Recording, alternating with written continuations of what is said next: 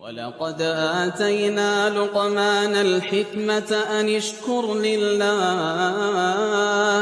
ومن يشكر فإنما يشكر لنفسه ومن كفر فإن الله غني حميد وإذ قال لقمان لابنه وهو يعظه يا بني لا تشرك بالله إن الشرك لظلم عظيم.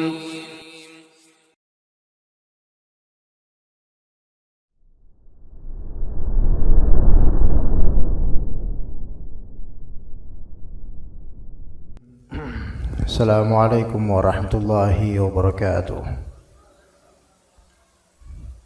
إن الحمد لله نحمده ونستعينه ونستغفره ونعوذ بالله من شرور أنفسنا وسيئات أعمالنا من يهده الله فلا مضل له ومن يضلل فلا هادي له. أشهد أن لا إله إلا الله وحده لا شريك له وأشهد أن محمدا عبده ورسوله لا نبي بعده. يا أيها الذين آمنوا اتقوا الله حق تقاته ولا تموتن إلا وأنتم مسلمون. يا أيها الناس اتقوا ربكم الذي خلقكم من نفس واحدة وخلق منها زوجها وبث منهما رجالا كثيرا ونساء واتقوا الله الذي تساءلون به والأرحام إن الله كان عليكم رقيبا. يا أيها الذين آمنوا اتقوا الله وقولوا قولا سديدا يصلح لكم أعمالكم ويغفر لكم ذنوبكم ومن يطع الله ورسوله فقد فاز فوزا عظيما. فإن أصدق الحديث كتاب الله وخير الهدي هدي محمد صلى الله عليه وسلم وشر الأمور محدثاتها وكل محدثة بدعة وكل بدعة ضلالة وكل ضلالة في النار. أما بعد marhaban bikum ayyuhal ummahat, dan juga beberapa dari bapak-bapak di kajian di rumah Allah Azza wa Jalla rutinan bulanan kita untuk membahas kitab Ada Apa Setelah Mati karya Syekh Husain bin Audah Al-Awaisyah sebagai satu upaya untuk melaksanakan atau merealisasikan tujuan dari kehidupan ini, yaitu beribadah kepada Allah Azza wa Jalla, yang mana di antara ibadah kepada Allah Azza wa Jalla adalah zikrul maut, mengingat kematian. Yang mana Nabi sallallahu alaihi wasallam mengatakan tentang kematian untuk kita dengan perkataan beliau, "Akhirul min hadhihi al-lazat." Banyaklah oleh kalian mengingat penghancur kelezatan, yaitu kematian. Maka zikrul maut itu termasuk ibadah qalbiyah, ibadah hati yang sangat-sangat dibutuhkan oleh seorang muslim, sehingga kehidupannya itu lebih terarah, lebih berbahagia, lebih dekat kepada Allah Azza wa Jalla. Karena di antara sebab mengapa banyak orang tersesat, banyak orang bergelimang dan terus-menerus dalam kemaksiatan, bahkan banyak dari orang menuju kekufuran dan kesyirikan disebabkan mereka tidak mengingat kematian, tidak menatap masa depan mereka, yaitu kematian. Maka di sini insyaallah di antara upaya kita untuk beribadah qalbiyah yaitu zikrul maut. Pembahasan kita kali ini adalah masalah dosa dan siksa kubur. Masalah dosa dan siksa kubur. Azab kubur. Yang mana azab kubur itu tidak akan terjadi kecuali dengan sebab. Dan sebabnya adalah dosa-dosa yang dilakukan oleh pelakunya. Dan itu akan menjadikan dia tersiksa di kuburnya dengan kehendak Allah Azza wa Jalla.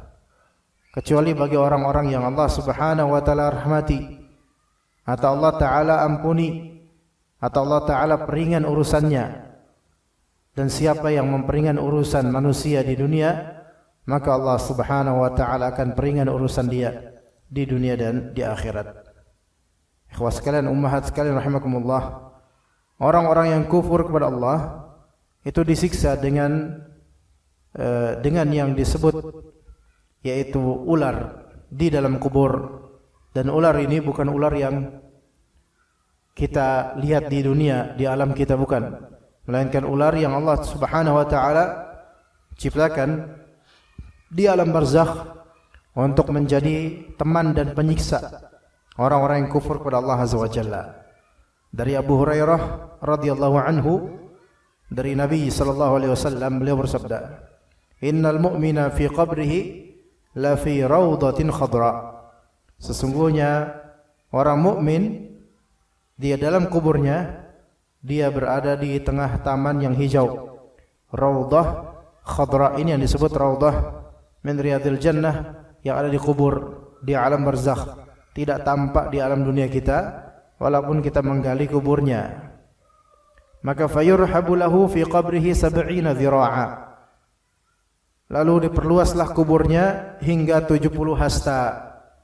Wa yunawwaru lahu kal qamari lailatal badr. Lalu diberi cahaya bagaikan cahaya bulan purnama. Atadruna fima unzilat hadhihi al-ayah? Apakah kalian tahu maksud firman Allah Subhanahu wa taala di surat Thaha ayat 124? Fa inna lahu ma'isyatan dhanka wa nahsyuruhu yaumal qiyamati a'ma. Maka sesungguhnya bagi orang ini ada penghidupan yang sempit, kehidupan yang sempit. Dan kami akan menghimpunnya, mengumpulkannya pada hari kiamat dalam keadaan buta. Maka kata Nabi SAW kepada para sahabatnya, "Atadruna mal ma'isyatu dhank?"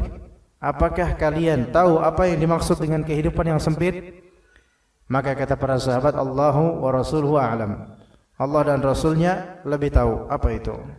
Maka kata Rasulullah SAW, yaitu al-ma'isya al-dhank, kehidupan yang sempit adalah yaitu azabul kafiri fi qabrih, yaitu siksaan bagi orang-orang kafir di dalam kuburnya. Jadi semua orang kafir, sebaik apapun dia di dunia, maka dia akan mendapatkan ma'isyah dhank, yaitu azab di kubur. Itu udah pasti, absolut. Ya, absolut, terlepas dari apa yang dia lakukan di dunia. Kata Nabi SAW kemudian, "Walladhi nafsi biyadih, innahu yusallatu alaihi 99 tinnina." Atadruna ma tinnin? Demi Allah, sesungguhnya diberikan kepada orang-orang kafir 99 tinnin. Apakah kalian tahu apa itu tinnin? Tinnin yaitu tis'una hayyah, 90 ular. Likulli hayyatin 7 ru'us. Di setiap ular memiliki 7 kepala, 7 cabang kepala. Yalsa'unahu wa yakhdisunahu ila yaumil qiyamah. Setiap ular itu mempunyai 7 kepala, dan setiap kepala itu menyengatnya dan menggigitnya hingga hari kiamat. Hadis ini diriwayatkan oleh Ibnu Hibban dalam Sahih Ibnu Hibban dan disahihkan oleh Syekh Al-Albani rahimahullah. Pelajaran di sini kekufuran, kesyirikan besar, maka masa depannya seperti ini di kubur. Oleh karena itu, dakwah kita lebih dominan mendakwakan agar bertauhid kepada Allah dan menjauhi syirik, terutama syirik besar. Karena kesudahan yang akan berlaku setelah kematian jika berbuat syirik besar, di antaranya adalah ini.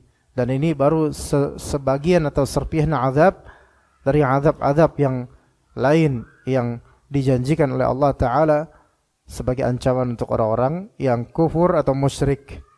Kemudian ummahat sekalian rahimakumullah, kita akan membahas beberapa dosa yang menyebabkan siksa kubur. Beberapa dosa yang menyebabkan siksa kubur. Jadi ada beberapa dosa disebutkan di sini yang menyebabkan siksa kubur. Dan semoga kita bisa menghindari semua dari ini, ya. Para ummahat sekalian, para bapak sekalian rahimakumullah jami'an. Masyarakat awam itu banyak yang meremehkan dosa-dosa ini dan merasa bahwasanya Islam itu yang penting bersyahadat. Sementara dosa-dosa itu tidak akan berefek pada kuburnya. Dan kemudian kalau sudah yang penting dikenal Islam, sudah tampaknya solat, maka dosa-dosa ini tidak dianggap oleh Allah Azza wa Jalla. Maka ini tentu pendapat yang keliru. Betul bahwasanya kuncinya surga itu adalah syahadat la ilaha illallah Muhammad Rasulullah. Tapi kata sebagian salaf, untuk setiap miftah itu asnan. Setiap kunci itu memiliki gigi-gigi. Ya, dan kunci surga la ilaha illallah Muhammad Rasulullah. Tapi gigi-gigi kunci itu adalah amalan saleh, menjauhi amalan yang tidak saleh. Maka kalau suatu kunci giginya tidak klop dengan kunci surga, maka bagaimana dia bisa masuk surga? Melainkan mungkin dia azab terlebih dahulu, atau malah justru dikhawatirkan selamanya dia azab karena kekufuran atau kesyirikannya. Baik. Ummahat sekalian, suara saya jelas gak ummahat? Jelas? Kurang keras atau saya nggak bisa lebih keras dari ini? Jelas insyaallah ya. Baik. Dosa yang pertama. Jadi siksa kubur ini ada beberapa dosa penyebabnya. Dosa yang pertama. Dosa yang pertama ini ada dua cabang. Pertama, dosa 1A, mempelajari Al-Quran kemudian meninggalkannya. Mempelajari Al-Quran kemudian meninggalkannya. Itu pertama.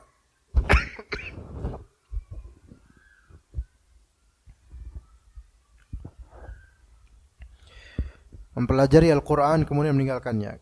1B, sengaja tidur saat harus menunaikan salat wajib. Bismillah.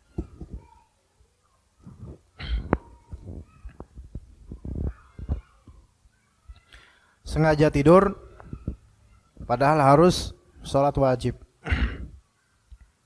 Ya, yang 1A, mempelajari Al-Quran kemudian meninggalkannya. Yang 1B yaitu sengaja tidur saat wajib, sengaja tidur akan salat wajib gitu. Jadi tidak salat wajib dia karena sengaja tidur.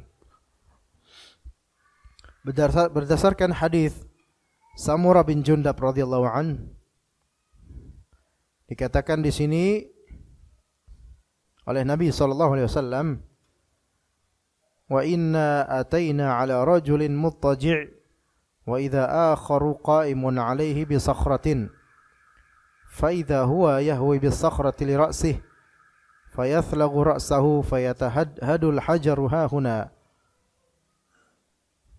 fayatba'u al-hajara fayakhudhuhu fala yarji'u ilayhi hatta yasihha ra'suhu kama kan thumma ya'udu 'alaihi fayaf'alu bihi mithla ma fa'ala al-marrata al-ula. Kami mendatangi seseorang yang sedang berbaring. Ya, ini ceritanya oleh Nabi tentang siksaan buat seseorang. Orang itu sedang berbaring, sedangkan di sisinya ada orang lain berdiri memegang sebongkah batu. Batu itu yang dipegang oleh orang yang lebih berdiri ini, batu itu ia lemparkan ke kepala orang yang berbaring tersebut hingga pecahlah kepalanya. Batu itu pun lalu menggelinding ke arah sini, kemudian orang itu mengambil batu itu lagi. Dan saat kembali kepala orang tadi yang telah kembali utuh seperti sedia kala, dipecahkan lagi, diulangin lagi sampai pecah lagi kepala orang yang berbaring tersebut. Kemudian di akhir hadis, kedua malaikat yang membawa Nabi SAW menerangkan apa sih yang terjadi pada orang ini. Apa sih penyebab orang ini disiksa di kuburnya seperti ini? Apa sih penyebab orang ini tersiksa di pembaringannya? Maka kata malaikat, amma ar-rajulul awwalu alladhi ataita alaihi yuthlaghu ra'suhu bil hajar fa innahu ar-rajulu ya'khudhul Qur'ana fayarfudhuh wa yanamu 'anis salatil maktubah. Adapun laki-laki pertama tadi yang kamu lihat dihantam kepalanya dengan batu sampai pecah dan berulang, ia adalah orang yang telah menerima Al-Qur'an akan tetapi ia menolaknya dan ia melalaikan salat wajib, yaitu tidur, wa yanamu, yaitu tidur daripada salat yang wajib sampai selesai waktunya, terutama sekali ini di waktu subuh. Dan ajaibnya ini banyak dilakukan oleh laki-laki. Na'udzubillah min dzalik. Untuk yang kedua tadi, yaitu menerima Al-Qur'an. Dia pernah punya hafalan, tapi kemudian dia tidak berusaha untuk murajaah sama sekali dan melupakan semua hafalannya secara total. Maka ini terancam untuk diperlakukan seperti ini. Maka hati-hati ya kita kalau mau introspeksi diri. Dulu ketika masih belia, masih muda, masih SD, mungkin di kampung, atau ketika daerahnya tidak sepadat sekarang, dulu masih jarang-jarang orang, ba'da maghrib kita masih tadarusan, baik sama orang tua di rumah atau sama guru ngaji kampung di langgar atau musalla atau surau. Namun coba kita lihat diri kita sekarang ba'da maghrib, enggak ada. Banyak yang enggak tadarusan, enggak tilawah, enggak murajaah hafalan. Betul, kita tidak wajib untuk memperbanyak hafalan, betul. Tapi berapa banyaknya orang yang mengkhianati hafalannya di masa kecilnya. Di masa kecilnya dia mungkin bisa hafal setengah dari juz 30. Namun sekarang yang tersisa hanya qul huwallahu ahad. Apakah itu yang akan menjadi modal buat dia menghadap Allah Azza wa Jalla? Tidak cukup. Melainkan sengaja melupakan hafalannya secara global dan meremehkannya, kemudian tidak ada keinginan untuk mengembalikannya, maka ini terancam. Apapun kesibukannya, karena mendapatkan hafalan Al-Qur'an itu nikmat yang agung. Satu ayat itu lebih baik daripada dunia dan seisinya. Maka ketika seseorang lebih memilih yang lebih rendah, yaitu dunia dan kesibukannya, dibandingkan dengan memilih Al-Quran dan hafalannya, maka orang ini memang menginginkan apa? Menginginkan azab. Na'udzubillah min dzalik. Maka umat sekalian memang tidak harus jadi mutqin segera, tidak. Tapi at least minimal jangan khianati hafalan lama. Kita sudah Allah Ta'ala berikan kenikmatan bisa membaca Al-Quran. Lebih buruk lagi jika seseorang dia memiliki fadilah dan keutamaan dari Allah Azza wa Jalla berupa bacaan yang baik terhadap Al-Quran, hafalan yang juga tadinya ada atau banyak, namun di masa-masa ketika sudah sibuk dengan keduniaannya, lalu hilanglah tilawahnya, tidak pernah baca Quran lagi, maka ini terancam. Al-Quran ketika ditinggalkan padahal sebelumnya diterima, maka itu akan menjadi hujjah alaih, yaitu menjadi pengancam di akhirat nanti. Na'udzubillah min dzalik. Ini yang pertama, 1A. Yang 1B yaitu yanam 'anis shalatil maktubah, sengaja tidur daripada salat wajib sehingga keluar dari waktunya. Dan tidur yang dimaksud di sini adalah tidur yang memang disengaja sampai keluar waktunya. Sengaja tidur sampai keluar waktunya. Atau mungkin tidur tidak sampai keluar waktunya, namun setelah bangun dari tidur tidak bergegas untuk salat. Tidak bergegas untuk menunaikan salat pada waktunya sehingga lewat waktunya. Maka orang seperti ini terancam dengan azab kubur berupa apa? Berupa dilempar kepalanya dengan batu yang keras sehingga pecah kepalanya, dan kemudian dikembalikan kepalanya seperti wujud semula, kemudian dipecahkan lagi. Dan seperti itu selanjutnya dalam riwayat lainnya Nabi SAW katakan fayuf'alu bihi ila yaumil qiyamah, maka akan diperlakukan seperti itu sampai hari kiamat. Berarti lama sekali. Na'udzubillah min dzalik. Maka nasihat di sini yaitu ayo kita Ayo kita berusaha untuk kembali membaca Al-Quran. Mungkin memang hafalan-hafalan lama udah susah untuk di track back, untuk di murajaah kembali, tapi minimal tetap terus membaca Al-Quran. Jangan tinggalkan Al-Quran. Kalau kita perhatikan, kebanyakan atau banyak dari kaum muslimin sekarang memang masih sholat, tetapi yang masih sholat itu pun meninggalkan Al-Quran. Meninggalkan Al-Quran. Baik dari segi bacaan tilawah, baik apalagi dari segi hafalan, dan tentu saja dari segi hukum agama. Ya, meninggalkan hukum-hukum yang ada di Al-Quran, tidak mau mempelajari Al-Quran. Itu juga terbukti di beberapa kajian demi kajian, yang mana kajian tafsir itu paling rendah peminatnya. Dan beberapa orang-orang tua gengsi untuk menghadiri kajian tajwid atau tahsin. Lantaran apa? Dirinya sudah tua, saya pengen ke akhirat udah. Untuk tahsin atau tajwid itu untuk anak-anak muda saja. Nah, ini salah. Ini salah. Ya, karena justru Al-Quran semakin kita membacanya dengan tahsin yang baik, maka semakin besar pahalanya. Kalau memang mau nyari pahala, ya perbagus dong baca Al-Quran. Dan perbanyak insyaAllah. Kemudian juga satu bit tadi apa? Yaitu sengaja tidur sampai lewat waktu salat wajibnya. Sengaja tidur. Adapun kalau orang tersebut memang terlalu letih sehingga kelewatan tidur bahkan sampai lewat waktunya, kalau tanpa niatan, maka semoga dimaafkan dan bergegas untuk mengqadha salatnya. Itu yang pertama. Kemudian yang kedua dari dosa yang bisa menyebabkan azab kubur dan wajib atas kita untuk menghindarinya dan bertaubat kepada Allah Ta'ala darinya.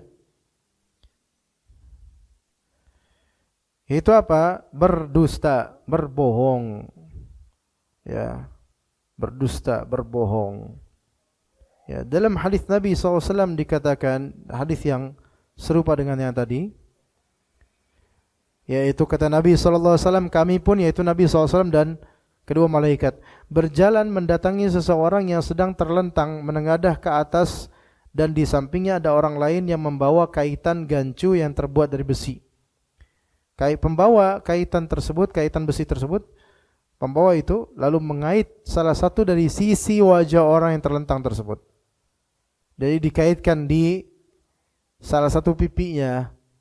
Kemudian ia menarik rahang orang tersebut ke arah belakang kepala. Jadi gini, jadi kan ada kaitan dari besi.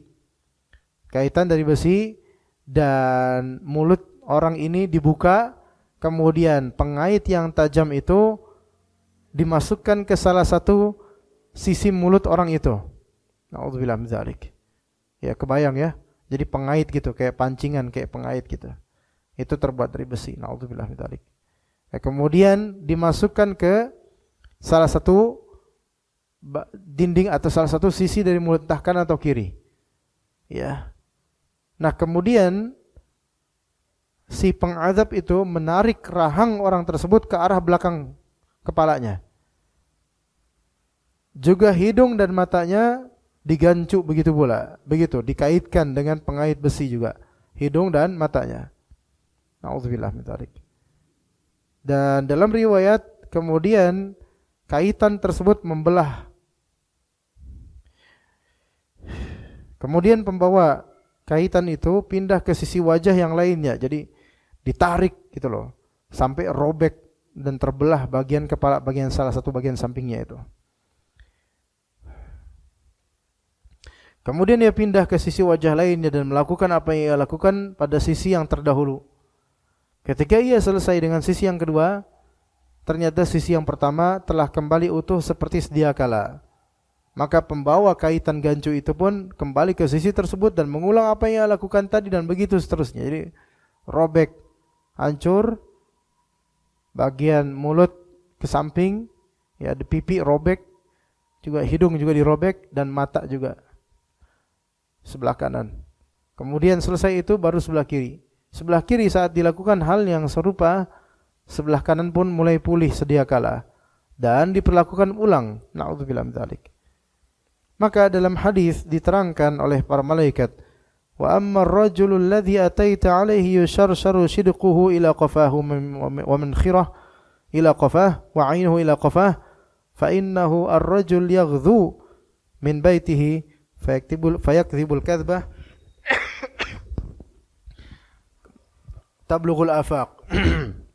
Sedangkan orang yang rahang hidung dan matanya ditarik ke belakang, jadi rahangnya dari bibir nih, bibir samping, rahang, ada pengait.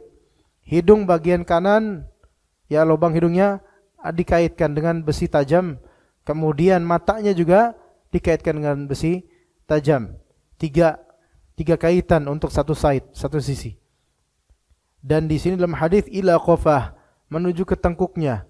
Jadi akan dirobek itu dengan cakaran dari 3 kaitan itu, dirobek sampai tengkuk. Kemudian yang kiri berikutnya, ketika yang kiri diperlakukan serupa, maka yang kanan mulai berangsur pulih, dan yang kiri dirobek kemudian dengan cara yang sama, kemudian kembali ke yang kanan dirobek dengan cara yang sama, dan seterusnya. Sampai dikatakan azab itu ia jalani hingga hari kiamat. Apa penyebabnya? Penyebabnya ini, fa innahu ar-rajul yaghdu min baitih. Ini orang yang keluar dari rumahnya, fayakdzibul kadzbah tablughul afaq. Dia keluar dari rumahnya lalu berbohong di mana-mana hingga kebohongannya, bukan berbohong di mana-mana. Fayakdzibul kadzbah, yaitu berbohong dengan satu kebohongan. Berbohong dengan satu doang kebohongan, tapi kebohongan tersebut memenuhi cakrawala, yaitu menjadi gosip tren, menjadi viral. Kebohongan itu menjadi viral. Na'udzubillah min dzalik. Dan kita lihat ya, ummahat sekalian, kalau kita lihat apa yang terjadi di dunia ini, di hari-hari kita di modern days ini, di hari-hari modern ini, kedustaan itu sangat mudah untuk dibubuhkan di media sosial. Apalagi kalau kedustaan tersebut atas nama agama, maka ini lebih buruk lagi. Na'udzubillah min dzalik. Ya, dan misalnya kedustaan yang dilakukan oleh media, ya, dengan memframing seseorang sehingga jadi viral, seolah-olah orang itu salah padahal tidak. Ya, atau orang yang salah dengan kedustaan media diviralkan seperti orang yang baik, orang yang benar. Maka kedustaan yang sampai menjelajahi ufuk ini, inilah yang akan menjadikan pelaku-pelakunya diazab seperti ini. Ini bukan kedustaan biasa ya ummahat. Bukan kedustaan biasa yang mungkin hanya 1-2 orang yang tahu. Satu atau dua orang yang terkena korban dusta ini. Tapi ini dusta yang ya bulughul afaq, yang mencapai atau memenuhi cakrawala. Udah kemana-mana bohongnya. Terutama sekali kalau orang ini suka fitnah atau namimah, ya, adu domba antar warga, antar orang, antar keluarga dengan kedustaan-kedustaan yang memecah belah pasangan suami istri, yang memisahkan antara ibu dan anak atau ayah dan anak, yang membuat keluarga demi keluarga itu saling bercerai-berai dan bermusuhan hanya karena kedustaan yang dilakukan oleh satu orang. Maka ini efeknya besar sekali di kubur nanti. Maka coba kita introspeksi diri. Pernahkah kita berbohong dan kebohongan tersebut ternyata viral? Minimal viral di sekolahan dulu, atau viral di kampus dulu, atau viral di satu RT. Pernahkah kita membicarakan tetangga kita dengan ghibahnya, kemudian kita bubuhi dengan tambahan-tambahan aroma ghibah dan kedustaan? Ternyata viral, dan akhirnya orang itu dikenal sesuai dengan yang kita viralkan, padahal itu dusta. Maka hati-hati dengan azab ini, hati-hati dengan ancaman ini. Hendaklah dia bertaubat kepada Allah dan mengislah, mengklarifikasi bahwasanya apa yang dia ucapkan itu tidak benar, dan minta maaf sama orang yang telah dia fitnah. Berbahaya. Jangan dikira bahwasanya selesai urusan fitnah ini, kalau belum taubat, belum minta maaf, maka selesai urusan, khalas. Tidak. Melainkan amalan telah tercatat, udah terlanjur dicatat, dan tidak ada taubat. Maka harus bersiap-siap. Dan tidak akan ada orang yang pernah siap dengan azab kubur. Tidak akan ada orang yang pernah siap dengan azab kubur, apalagi azab hari akhir. Maka jangan pernah merasa siap dengan itu, namun kita harus bersiap-siap dengan beramal saleh dan bertaubat kepada Allah Azza wa Jalla. Itu persiapan yang hakiki sebenarnya yang akan mencegah kita dari azab kubur dan azab hari akhir. Ya. Kemudian yang ketiga, ibu-ibu masih dengerin saya kan, Bu? Oh ya. Enggak, soalnya dari tadi pada diam dikirain enggak, bukan keluar kan. Ya, alhamdulillah masih ada di tempat. Ya. Yang ketiga yaitu siksa akibat dari berzina.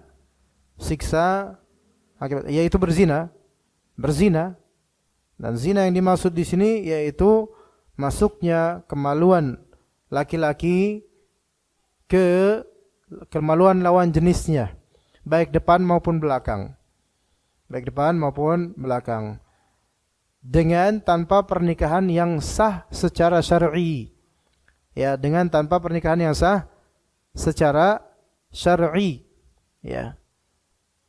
Kalau pernikahan sah secara syar'i seperti nikah siri atau yang disebut juga oleh orang-orang nikah syar'i, namun memang belum tercatat di KUA atau belum tercatat di negara, maka itu tetap syar'i dan tidak bisa disebut zina. Ya, namun di undang-undang memang disebut bagi yang mungkin nikah tanpa peresmian catatan KUA atau pengadilan, bagi yang poligami itu dalam undang-undang memang disebut apa? Disebut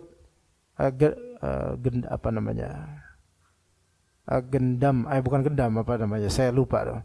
Tapi disebut zina bagi undang-undang, walaupun secara syar'i itu bukan termasuk zina. Jadi zina yang dimaksud di sini adalah yaitu masuknya zakar ke kemaluan lawan jenisnya baik depan atau belakang tanpa ikatan nikah yang sah secara syar'i. Nikah yang sah secara syar'i itu apa rukunnya? Yang pertama adanya ijab qabul. Saya nikahkan putri saya Fulanah bin Fulan binti Fulan dengan Fulan bin Fulan misalnya. Saya terima nikah ini, ijab qabul. Kemudian adanya wali bagi perempuan. Ada yang wali bagi perempuan. Kemudian adanya dua saksi muslim yang terpercaya. Ya. Itu syarat sah nikah. Adapun kewajiban nikah yaitu diantaranya adanya mahar. Yaitu disebutkannya mahar. Ya, mahar disebut walaupun belum ada enggak apa-apa, yang penting disebut maharnya apa. Oke. Nah, kalau di luar dari itu yaitu intercourse atau semisalnya, maka itu zina. Dan zina akan ada azabnya, siksanya. Dalam hadis Samurah radhiyallahu anhu disebutkan, yang maknanya kemudian kami berjalan mendatangi bangunan seperti cerobong. Sepertinya juga berkata, dan kami dengar, jadi ada bangunan seperti cerobong. Namanya seperti cerobong berarti seolah di dalamnya itu ada api gitu loh. Dan bangunan seperti cerobong itu kami dengar dari dalamnya ada suara gaduh, ribut sekali.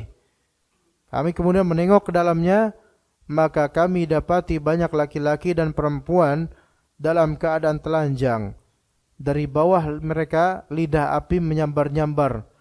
Ketika lidah api mendekat, mereka mengeluarkan suara gaduh dan ribut. Jadi diazab dengan seperti itu, dikurung di dalam, disekap di dalam rumah cerobong yang di bawahnya itu ada jilatan-jilatan api neraka, api azab kubur, atau api yang memang namanya neraka ya api ya gitu. Nar itu api semua ya. Ada api di situ. Maka diterangkan dalam hadis, wa ammar rijalu wan nisa'u wal 'uratu alladhina fi mithli bina'it tanur fa innahum az-zunatu waz-zawani.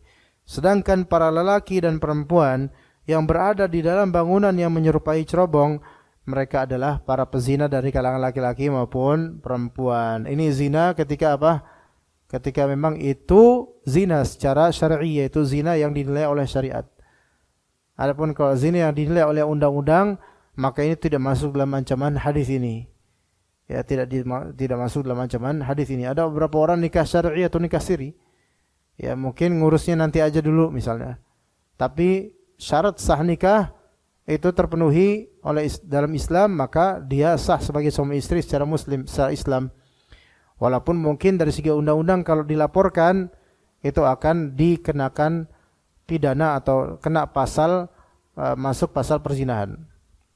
Ya, karena tidak tercatat gitu kalau dipidanakan. Tapi bukan itu yang dimaksud dalam hadis ini tentu saja. Ya. Tapi bagaimana kalau misalnya naudzubillah, seseorang pernah melakukan ini, zina, atau sering dulu melakukan zina, dan dia bertaubat, maka apa yang harus dilakukan? Yang harus dilakukan dia adalah apa? Bertaubat pada Allah Azza wa Jalla dan banyak-banyak melakukan amalan yang menjadi kafarah untuk dosa besarnya ini. Seperti banyak sedekah, meminta maaf pada pihak yang dia telah berzina padanya, pada anak mereka. Ya, dan juga kalau misalnya sekarang sudah menjadi suami istri, maka alhamdulillah ya itu lebih baik, lebih afdal. Ya. Tapi tetap wajib bertaubat, bahkan sebelum menikah itu harus bertaubat, ya. Kalau sekarang sudah jadi istrinya dan qadarullah dulu diawali hubungan naudzubillah min dzalik dengan perzinahan dan sekarang sudah taubat, maka Allah taala Tawwabur Rahim, Maha menerima taubat dan Maha menyayangi, insyaallah ya. Begitu. Tapi bagaimana kalau misalnya ternyata qadarullah seseorang berzina. Zina ini maksud zina hakiki, yaitu masuknya zakar ke kemaluan lawan jenisnya. Apakah dia dihukum? Kalau misalnya perkara tersebut memang diadukan ke waliul amri, ya, dan sampai ke waliul amri, maka hukuman itu sudah diketuk palunya oleh hakim, maka hukuman harus berjalan. Kalau di kita itu penjara, tidak sampai hukuman rajam atau cambuk. Ya.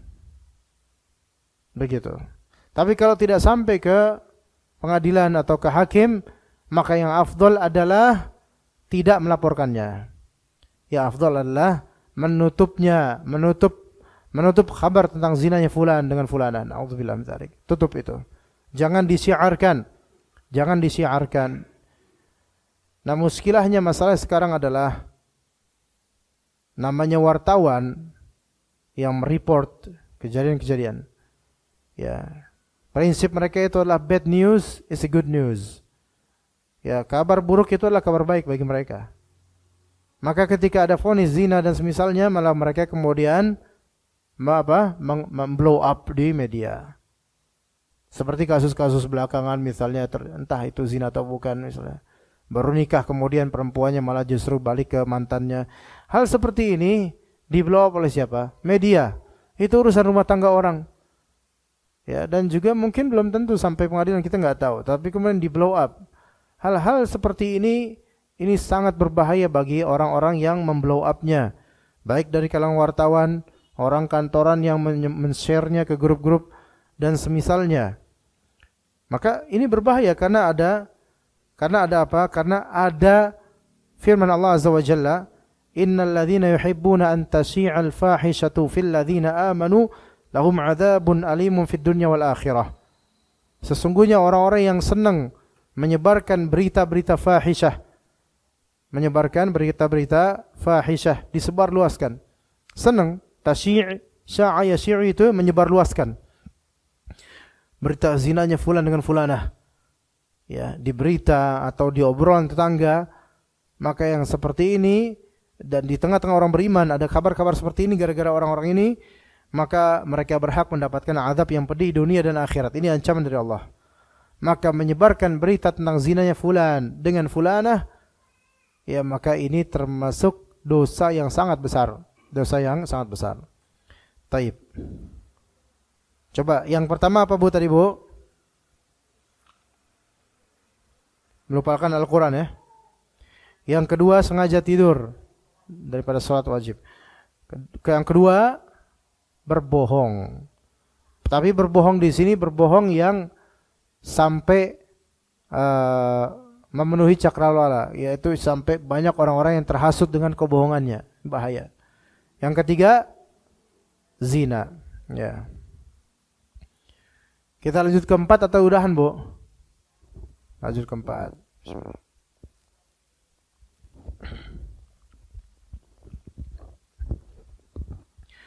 Yang keempat adalah makan riba.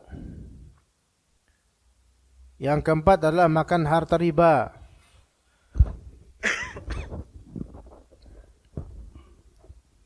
Yang keempat adalah memakan harta riba.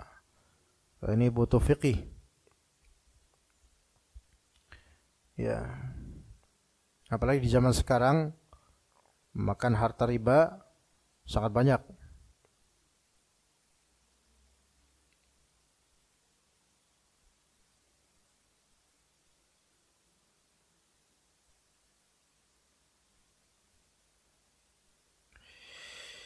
Taib. Dalam hadis Samurah bin Jundab tadi disebutkan kami kemudian berjalan mendatangi satu sungai. Satu sungai yang berwarna merah darah. Di dalam sungai tersebut ada seseorang yang sedang berenang. Sedangkan di pinggir sungai ada orang lain bersama batu-batu yang banyak.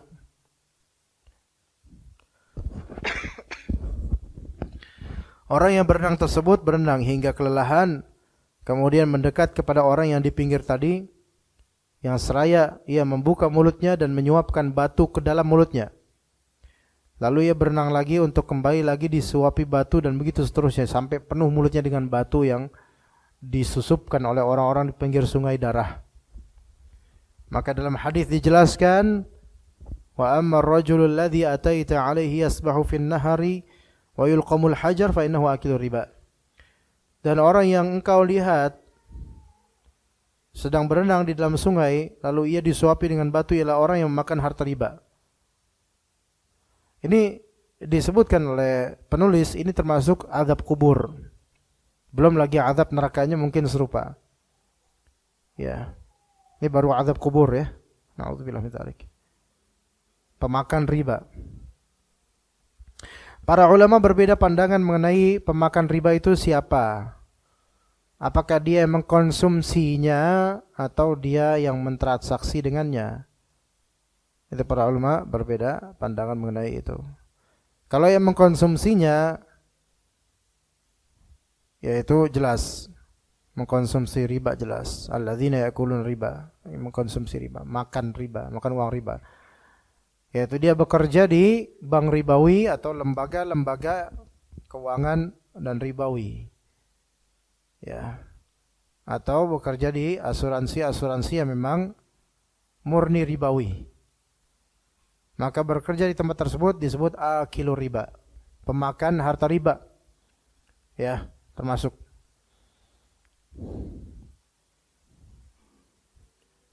Lalu bagaimana dengan orang yang bertransaksi riba padahal dia bisa tidak? Kredit motor, kredit mobil, kredit rumah. Kemudian apa lagi? Apa lagi yang riba? Ya yang populer ya itulah. Apakah dia termasuk diancam seperti ancaman pemakan riba walaupun dia tidak memakannya? Karena orang kredit motor kan yang dilarang itu akadnya. Ya kan? Dia enggak makan uangnya, malah dia yang bayar. Tapi yang didapatkan kan motor, mobil, kreditan itu ribawi. Transaksinya itu haram dengan adanya denda keterlambatan dan seterusnya. Maka wallahu alam, sebagian ulama mengatakan itu bukan termasuk pemakan riba. Sebagian ulama lain mengatakan walaupun ia bukan termasuk memakan langsung dan mengkonsumsinya, tapi dia tetap dapat ancaman seperti ancaman pemakan riba. Gitu. Dan ini yang disebutkan oleh Al-Mubarakfuri dalam Tuhfatul Ahwadhi, yaitu akilur riba, orang yang makan riba itu termasuk juga akhidhuhu wa illam ya'kul, orang yang mengambil riba walaupun dia tidak memakannya. Jadi orang yang mendapatkan benefit dari transaksi riba. Termasuk juga di dalamnya rumah, ya kemudian apalagi motor, mobil dan semisalnya. Ini juga termasuk diancam. Minimal diancam laknat. Ya. Tapi tentu yang disepakati oleh ulama adalah orang yang memang dia makan harta riba itu yang langsung terancam. Adapun hal yang tadi itu terjadi ikhtilaf di antara ulama. Lalu bagaimana dong kalau misalnya sekarang kita punya kredit ribawi motor kredit ribawi. Dan itu kita kebutuhan gitu loh. Mobil juga begitu, rumah juga begitu, udah terlanjur. Maka bergegaslah untuk berlepas diri dari harta riba. Bergegaslah untuk berlepas diri dari transaksi riba dengan segera melunasinya. Bahkan lebih afdal bagi dia untuk pinjam uang dulu supaya lunas itu hutang riba dan selesai akadnya dengan lembaga ribawi itu. Itu lebih afdal jauh untuk membebaskan diri dari ancaman yang seperti ini. Itu lebih afdal buat dia. Enggak apa-apa ngutang dulu, enggak apa-apa ngutang sama yang lain untuk menutupi semua hutang ribanya itu. Karena kita enggak tahu kapan umur. Begitu juga ibu-ibu, bapak-bapak, kalau misal sekarang masih ada cicilan hutang ribawi, maka sangat-sangat direkomendasikan untuk segera menunaikannya segera. Bagaimanapun caranya selama itu halal, baik dengan berhutang, ya, begitu, berhutang. Ya, supaya tidak wafat dalam keadaan seperti orang yang makan riba. Nanti ketika di alam kubur seperti ini azabnya, dan bangkit dari kubur kata Allah, alladzina yakununa riba la yaqumuna illa kama yaqumul ladzi yatakhabbathu syaitanu minal mas. Orang yang memakan harta riba tidaklah nanti di hari akhir mereka dibangkitkan berdiri kecuali seperti berdirinya orang-orang yang kesurupan setan. Jadi lebih dari sekadar mabuk, kesurupan setan. Ya, karena makan harta riba atau semansilah dengannya. Ya, hati-hati ummahat sekalian, ya. Harta itu akan ditanya. Jangan merasa bahwa saya dirinya itu udah nyaman, PW dengan kemegahan rumah sementara ternyata masih punya hutang ribawi. Kecuali mungkin memang terpaksa darurat. Ya, yang mana berusaha untuk meminimalisir, misal membuat akun atau rekening tabungan dari bank ribawi. Karena qadarullah bank yang kita penuhi kepercayaan kita padanya secara syar'i kalau bermasalah misalnya.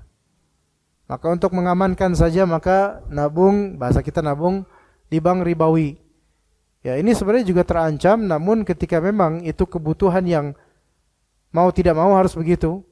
Apalagi sebagian dari pekerja yang kantornya mengharuskan pakai bank fulan, ya, untuk punya rekening bank fulan, maka ini keterpaksaan.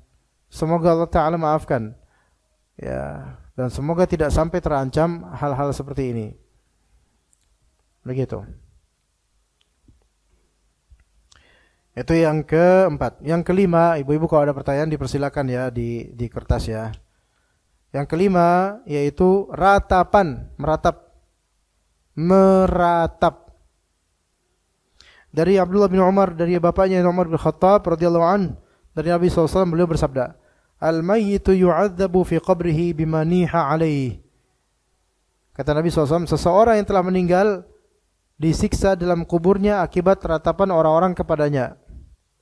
Pahami baik-baik di sini, seseorang yang sudah dikubur boleh jadi bisa tersiksa karena ratapan keluarganya. Kita harus paham di sini dari beberapa sisi. Pertama, apa itu ratapan? Itu dulu. Apa itu meratap? Itu satu dulu. Kedua, apa efek ratapan bagi mayit? Apa efek ratapan bagi mayit? Taib. Yang pertama, apa itu ratapan? Ratapan adalah umumnya, ratapan adalah mengangkat suara tangisan dan keluh kesah akan kepergian atau wafatnya seseorang yang dicintai atau orang dekat. Ya. Ratapan adalah mengangkat suara tangisan atau keluh kesah atas wafatnya seseorang. Itu. Adapun nangis tanpa mengangkat suara tangisan itu boleh. Nangis tanpa mengangkat suara tangisan itu boleh. Namun kalau nangis, kalau cuma spontan aja ya, ada pelan gitu, itu nggak apa-apa. Karena itu kelaziman nangis ya, sedikit gitu. Tapi ketika diangkat suaranya sengaja, maka ini sudah masuk bagian dari meratap. Dan biasanya perempuan yang seperti itu. Itu yang pertama. Bisa juga ratapan itu adalah berupa keluh kesah dan kalimat-kalimat yang seolah-olah berburuk sangka sama Allah atau tidak terima dengan takdir. Misal mengatakan, ya Allah, kenapa engkau matikan dia? Kenapa engkau tidak berumur panjang? Kenapa engkau tidak beri dia umur panjang? Maka ini termasuk meratap dengan perkataan. Meratap dengan perkataan. Menggugat Allah Azza wa Jalla. Dan ini dosa besar, sangat besar. Jadi meratap bisa dengan tangisan yang dikeraskan suaranya. Yang kedua bisa juga dengan apa? Ucapan yang seolah menggugat takdir Allah, tidak terima dengan takdir Allah. Atau ratapan dengan perbuatan yang ketiga, yaitu merobek baju, menampar-nampar pipi, memecahkan gelas, menyiksa diri, lari-lari di sekitar rumah mayit, dan seterusnya.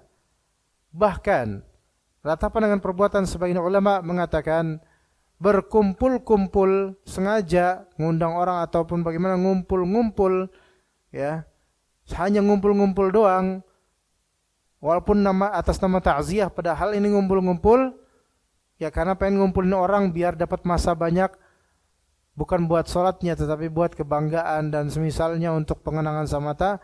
Maka ini juga termasuk bagian dari ratapan, dan ini banyak dilakukan oleh kaum muslimin orang Indonesia terutama. Maka ini tidak boleh. Ta'ziyah itu bukan kayak gitu, Bu. Ta'ziyah itu bukan kayak gitu.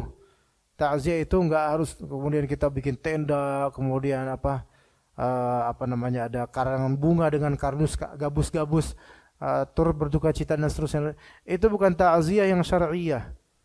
Itu ta'ziyah yang diada-adakan hari-hari sekarang. Pakai tenda, kemudian pakai ada kursi, minta sama RT sama RW ngumpul kursi banyak sekali. Ini sebenarnya hal seperti ini tidak ada dalam Islam yang seperti ini. Ini hanya tradisi. Dan ini sebagian dari salaf kita dan ulama kita menganggap ini bagian dari niyahah, yaitu meratapi kematian seseorang. Ta'ziyah yang sahih adalah kalau memang pihak keluarga, maka stay dengan keluarga itu. Misalnya datang keluarga ketika mayit, datang para keluarga dan kemudian menempati rumah duka dan saling menguatkan satu sama lain, mendoakan satu sama lain. Ya, sampai hari penguburan mungkin, ya, dan menguatkan satu sama lain, mendoakan. Adapun orang-orang luar, tetangga dan orang yang baru lewat, itu dianjurkan menta'ziyah dengan cara yang singkat. Datangi, kuatkan hati mereka, ajak mereka untuk bersabar dan menerima takdir Allah, dan doakan yang terbaik untuk mayit dan juga keluarga mereka. Mungkin boleh ngobrol-ngobrol sedikit tentang kronologi, kenapa beliau mati, kenapa gini, boleh. Tapi di luar dari batas itu gak usah ngomong. Kadang-kadang yang diomongin bukan itu. Kadang malah jadi ajang ghibah, jadi ngomongin politik. Apalagi ini 2023 dan seterusnya. Makanya seperti ini bukan ta'ziyah syar'iyah. Apalagi ditambah kemudian beberapa jemaahnya atau orang-orang yang hadir itu bahkan disuguhi kopi hitam, disuguhi juga samsu dan seterusnya. Ini mau ta'ziyah atau mau hangout sebenarnya? Ini bukan ta'ziyah. Ya, dikasih makanan dan yang masih pihak keluarga. Ini diingkari oleh para salaf kita, para sahabat tidak seperti ini. Justru keluarga inilah yang membutuhkan apa? Membutuhkan santunan. Baik santunan rezeki seperti mungkin uang atau makanan, atau santunan ma'nawi seperti motivasi dan pengingat, nasihat, penyemangat. Itu seperti itu dibutuhkan oleh keluarga, bukan malah justru keluarga mayit yang dibebani. Udah mati dibebani dengan kematian orang yang dicintai, sekarang dibebani dengan apa? Dengan harta yang harus dikeluarkan. Dan ajaibnya harta yang dikeluarkan sebagian hartanya malah dari harta mayit. Nauzubillah min dzalik. Ini orang ketika keluarga tidak punya fiqih, tidak faham agama, walaupun mungkin muslim alhamdulillah, tetapi ya inilah yang terjadi ya. Dan terjadi niyahah. Taib, itu dari segi ratapan. Dari segi kedua, apa efek ratapan bagi mayit? Apakah betul mayit itu akan terkena efeknya? Iya, kata Nabi SAW begitu. Akan diberikan azab karena tangisan keluarganya, ratapan keluarganya, ratapan orang yang mencintainya. Nah, sekarang ada beberapa kondisi mayit yang diratap. Kalau ternyata ini para ulama berbeda pendapat mengenai hadis ini bagaimana menafsirkannya dengan baik. Karena kan orang yang dikubur itu sudah tidak lagi mempengaruhi siapapun ya. Kok bisa dia enggak melakukan dosa apa-apa, malah kemudian ditimpa dengan azab gitu loh.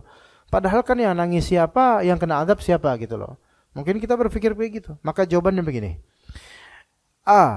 Kalau misalnya yang A ya, kondisi A.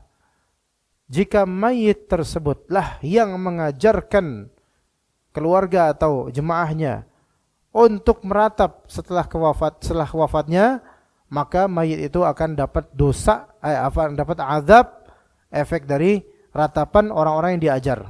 Misalnya seorang kiai atau ustadz, dia bilang ke jemaahnya atau keluarganya, pokoknya kalau nanti saya wafat, kalian itu harus adakan perayaan begini, perayaan begitu, harus kenang saya, dan seterusnya. Akhirnya mereka melakukan perayaan itu untuk mengenang kematiannya, dan itu adalah bagian dari itu ratapan. Maka selagi mereka melakukan apa yang diminta oleh mayit ini semasa hidupnya, maka mayit ini akan mendapatkan azab di kuburnya karena ajarannya dia. Itu satu, yang A. Yang B,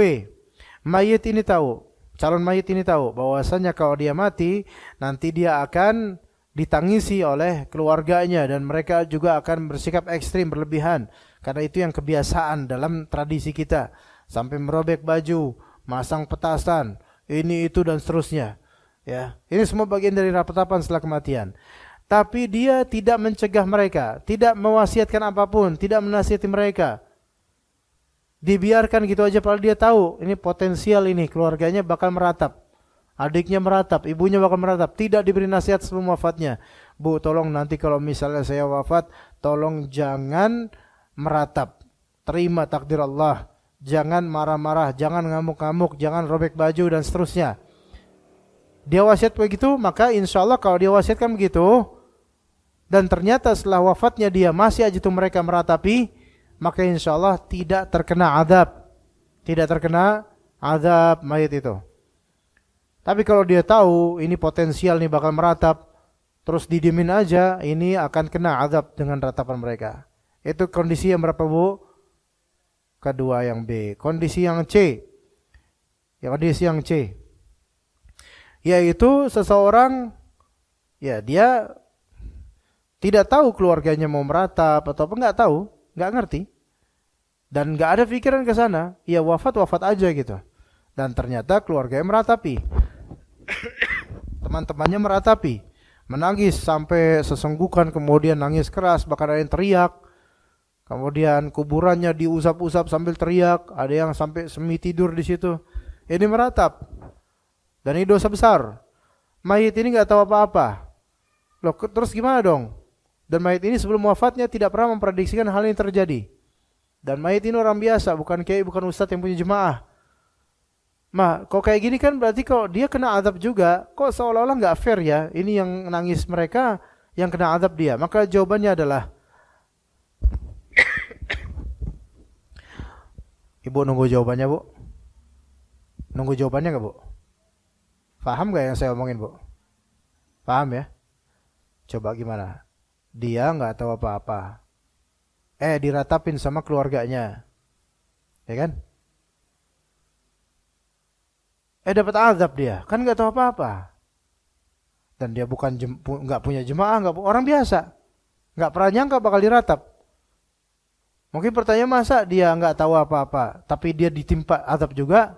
Maka jawabannya kata Syekh Utsaimin dalam kitab Sahih Bukhari dan lainnya, Syarah Sahih Bukhari dan lainnya, bahwasanya azab yang dimaksud untuk orang yang seperti ini adalah azab yang bukanlah siksaan, azab yang bukanlah hukuman, azab yang bukanlah bukan suatu siksaan pedih, bukan, melainkan kerasa, tapi bukan seperti siksaan.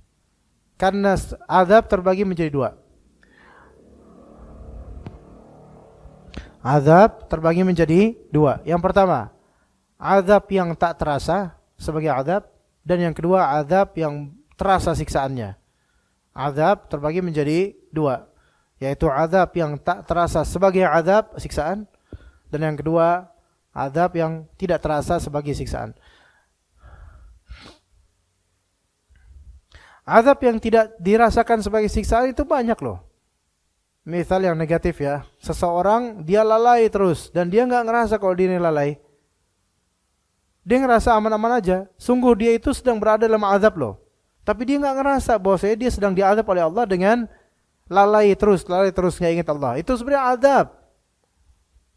Tapi kerasa nggak? Nggak kerasa. Apakah dia kerasa hidupnya lebih berat? Kerasa hidupnya lebih berat. Semua ahli maksiat pasti hidupnya lebih berat rasanya, nggak plong, nggak enak. Ya, mereka nggak ngerasa berada dalam azab. Itu azab yang tidak terasa sebagai siksaan. Nanti siksaannya, nanti pada waktunya. Juga kata Nabi SAW, sesungguhnya safar itu merupakan sepotong dari azab. Tapi kalau ibu merasakan safar kadang-kadang gampang. Ke Bandung, naik kereta, tinggal duduk. Apakah Anda sedang diazab? Pasti nggak terima dia. Wah, Bu lagi ngapain Bu? Ditelepon sama saudara. Ibu lagi ngapain? Lagi pergi jauh nih ke Bandung, lagi safar. Oh, kata yang telepon. Oh, lagi dikena azab ya? Kan pasti nggak terima. Enggak kok, enak kok. Ini AC-nya enak, keretanya tepat waktu. Enak kok, nggak ada azab, nggak ada siksaan. Nah, ini yang namanya tetap ada azab, tapi dalam berupa apa? Berupa hal yang cuman berat, cuman bukan siksaan. Bagaimanapun safar itu tetap ada, beratnya ada. Bawa barang berat, jalan jauh ya berat. Tapi enggak kita katakan, wah saya sedang disiksa oleh Allah. Enggak. Maka ini seperti itu ya.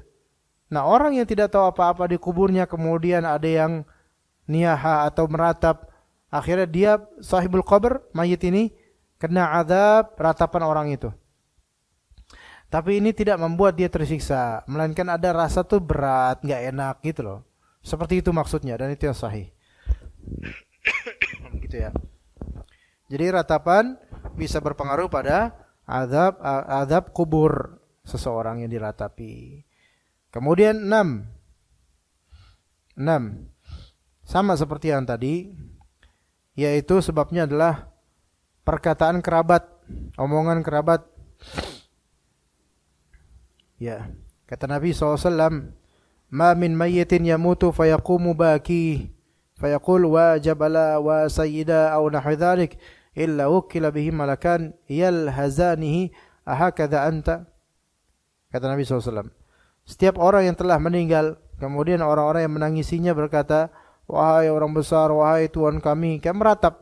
Ada ratapan juga. Atau semacam itu. Maka akan dikirim kepadanya 2 malaikat yang akan mendorong dan memukulnya di dada sambil berkata, seperti itukah kamu? Ya. Jadi apa maksudnya? Perkataan sebagian dari kerabat yang meratapi dengan perkataan, maka itu bisa menimbulkan efek pada mayit. Ya.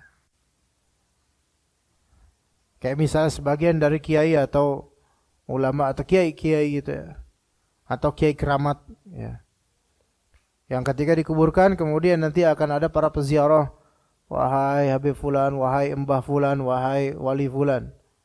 Itu malaikat akan datang kepada mayit di alam barzakh dan memukul mayit itu. Karena apa? Seperti itukah kamu? Apakah engkau wali? Apakah enggak ini? Itu kondisi yang A dan B tadi ya. Itu ketika mayit itu mengetahui bahwa saya jemaah ini ghulu, berlebihan. Diajarin supaya bersikap berlebihan kepada kuburan keramat. Maka itu akan jadi azab kubur. Jadi siapapun yang mendakwahkan untuk mengkeramatkan dan mengkultuskan seseorang sampai wafatnya, masih dikultuskan, dikeramatkan dan diratapi, maka yang mengajarkan hal tersebut harus siap dengan masalah-masalah di alam barzakh nanti. Baik, yang ketujuh, adu domba. Yang keenam mirip yang tadi, yang keenam sama yang kelima mirip. Intinya adalah meratap. Yang ketujuh, dari Abdullah bin Abbas radhiyallahu anhuma, Rasulullah SAW bersabda, Rasulullah SAW melewati salah satu kebun dari kebun-kebun Madinah atau Mekah. Maka Rasulullah SAW mendengar suara 2 orang yang sedang disiksa di dalam kuburnya. Maka beliau bersabda, kedua orang ini sedang disiksa dan mereka tidak disiksa kecuali karena perkara yang remeh. salah satu dari mereka tidak berhijab ketika kencing. Ini juga termasuk, ya. Jadi ini nomor 8 ya, yaitu karena tidak menjaga najis, tidak menjaga dirinya dari najis. Ya, itu. Itu nomor 8. Ya, nomor 7 yaitu karena ada domba. Sedangkan yang lainnya karena ia namam. Fakana yamshi bin namimah, kata Nabi SAW. Yamshi bin namimah, yaitu berjalan dengan adu domba. Dan orang yang suka adu domba itu biasanya suka jalan. Baik jalan dengan kaki, kendaraan, atau jalan dengan selancar internet. Ya. Maka pengadu domba itu berjalan sifatnya, moving, ya, walking, selancaring, ya, selancaring, surfing, ya, berselancar. Ya, misalnya di dunia nyata dia jalan ke tetangga-tetangganya, nyeritain ini, bun tahu nggak fulan kayak gini loh, bun tahu nggak fulan kayak gini loh, bun tahu nggak, bu tahu nggak ini gini. Dia ceritakan aib orang, ya. Atau ke suaminya ngomong kayak gini, Pak tahu nggak istri kamu tuh kayak gini. Ke istrinya ngomong gini, Bu tahu nggak suami kamu tuh kayak gini. Sehingga hancur rumah tangga itu. Ini orang kayak gini yang suka adu domba emang sukanya berselancar, jalan kemana-mana. Dan biasanya ibu-ibu kenal dengan orang-orang seperti ini, siapa yang tabiatnya seperti ini. Suka membisikkan sesuatu. Semua emang dipergauli. Ya, tapi omongannya itu kemana-mana gitu loh. Sehingga kadang memecahkan keluarga orang, atau persahabatan orang, atau memecahkan komunitas, atau memfitnah orang. Maka ini dapat azab kubur insyaallah kalau misalnya dia tidak bertaubat dan tidak minta maaf. Ya. Atau berselancar di dunia maya, di grup-grup WhatsApp, di status-status, mengucapkan kalimat-kalimat yang bisa menjadi pengadu domba. Ya, begitu. Atau telepon, ya. Nelpon fulana untuk membenturkan mereka dengan fulanah yang lain. Nah, ini semua adu domba. Calon pendapat azab kubur, naudzubillah min dzalik. Ya, kemudian yang 8 yang tadi kita sebut apa? Kencing. Tidak menjaga kencingnya maksudnya apa? Yaitu kalau dia kencing tidak cebok misalnya.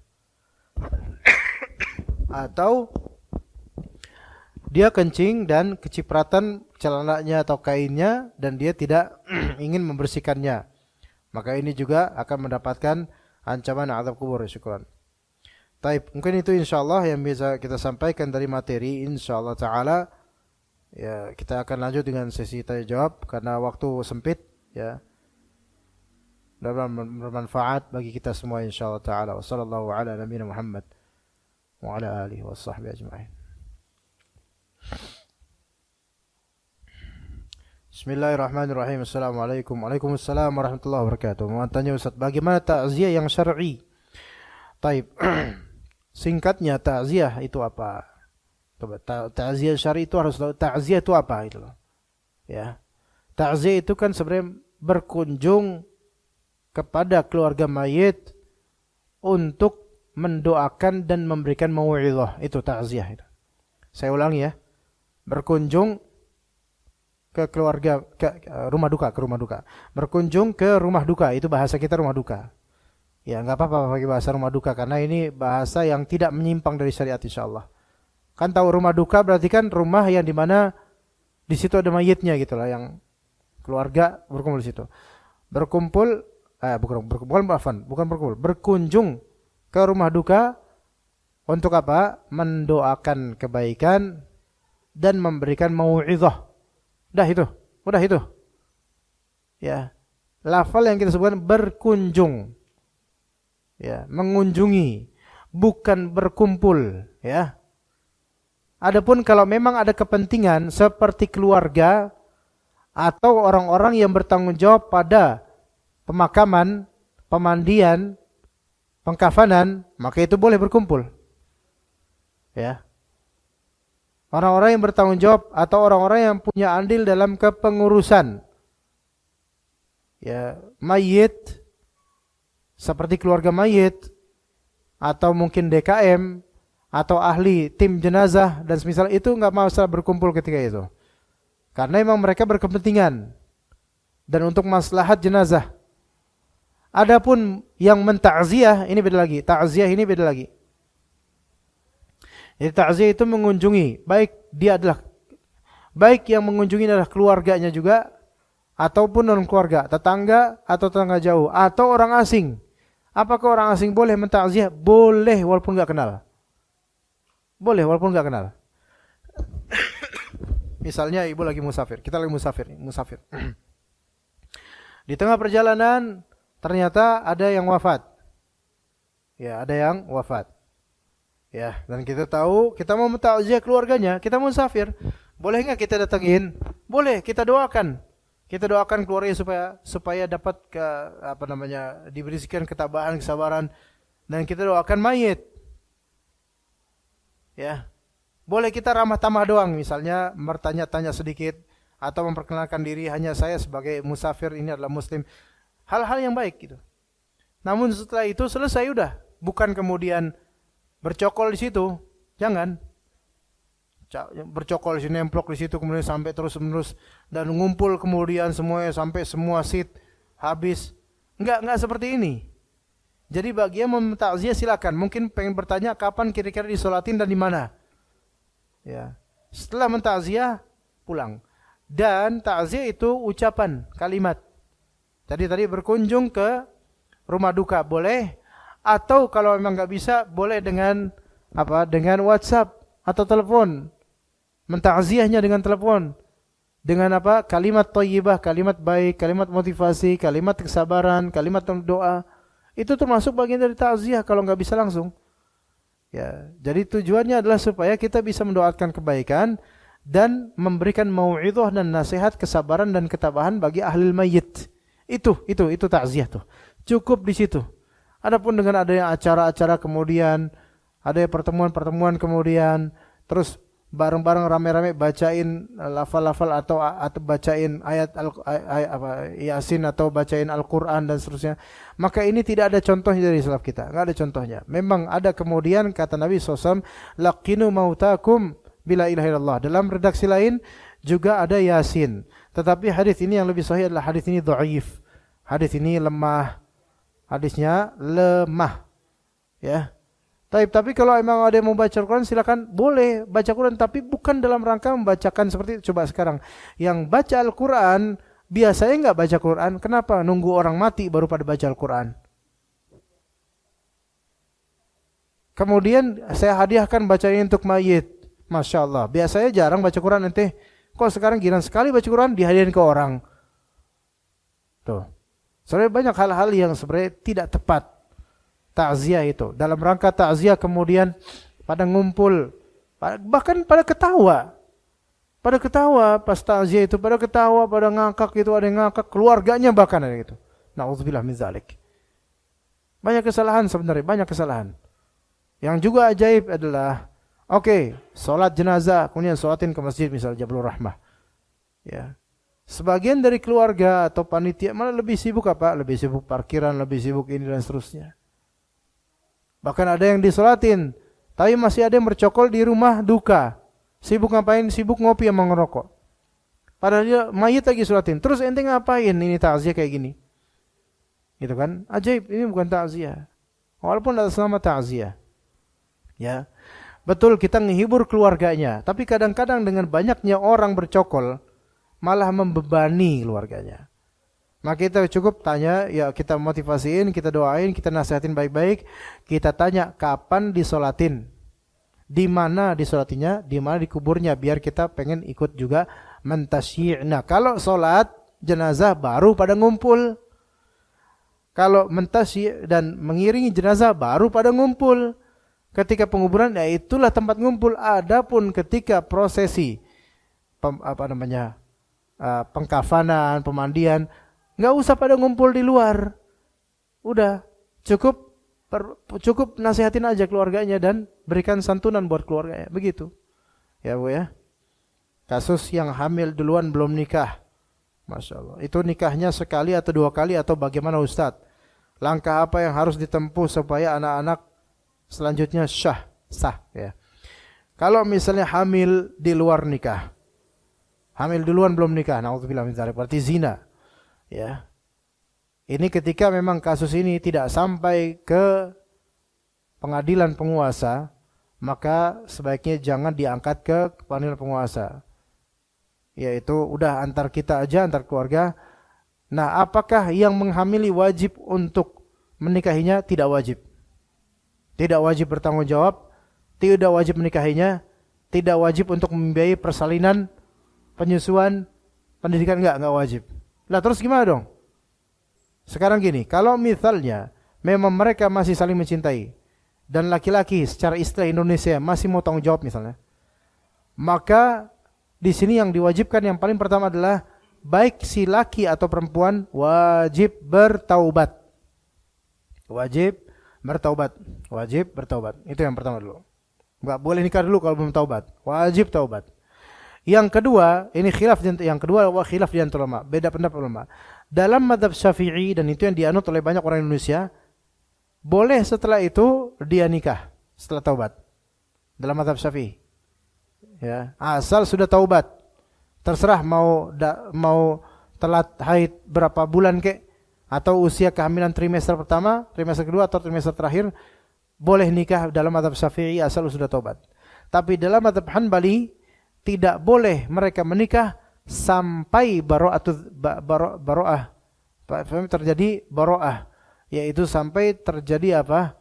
Nasalnya, baro'atun nasal, yaitu imma lahiran imma keguguran. Kalau misalnya lahiran, selesai lahir baru boleh nikah, atau keguguran kuret habis selesai baru boleh nikah. Itu dalam mazhab Hanbali. Jadi yang terpenting anak itu harus diberikan statusnya dulu sebagai anak hasil zina. Cuman yang terjadi di Indonesia itu kan pakai mazhab Syafi'i, yaitu dinikahin aja lah biar nggak jadi aib keluarga. Padahal itu aib memang selamanya. Maka tetap hukumnya anak tersebut anak hasil zina, walaupun dia nikah, walaupun orang tuanya nikah setelah taubat sebelum lahiran. Ya, orang-orang pun kaget, lah ini kok baru 5 bulan udah lahiran aja. Iya, karena ada 4 bulan sebelumnya itu memang 4 bulan sebelumnya terjadi perzinahan. Ya, naudzubillah min dzalik. Ya, maka ini tetap anak zina. Dan kalau dia perempuan, maka bapaknya bukanlah walinya dia. Bapaknya bapak biologis, namun bukan bapak syar'i. Ya, begitu ya. Begitu. Adapun yang sudah terlanjur, misal di antara sini misalnya dulu memang menikah karena dasar pertanggungjawaban karena udah hamil duluan, maka khalas wallahu alam, karena itu yang dianggap sah ketika itu, maka sekarang tidak perlu dilakukan apa? Pernikahan ulang, tidak perlu insyaallah. Dan anak-anak setelah nikah tersebut, anak-anak yang lahir setelahnya, yang lahir yang bukan hasil zina itu, mereka adalah anak-anak yang biologis dan juga syar'i. Insyaallah, begitu. Ya Bu ya. Adapun anak yang pertama yang hasil zina, maka ini anak biologis namun bukan anak syar'i. Begitu. Oke Bu ya. Bu? Oh ya udah, oke.